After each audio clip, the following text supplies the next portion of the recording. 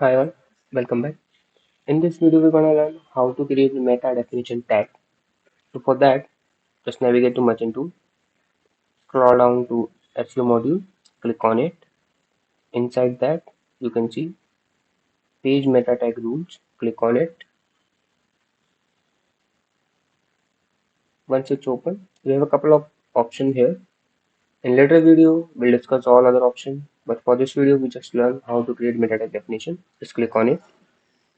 Inside that, you can see the default meta tag IDs, description, OG URLs, robots, and tag. Just click on new, enter your ID, and select which types of meta you want to create, either is name, property, or title. By default, SFCC support these three types of meta tags. You can just select, assign the name, and just click on save. That's it.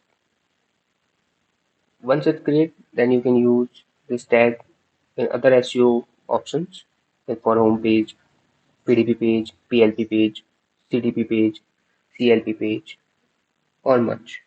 So that's all about this video. Thanks for watching.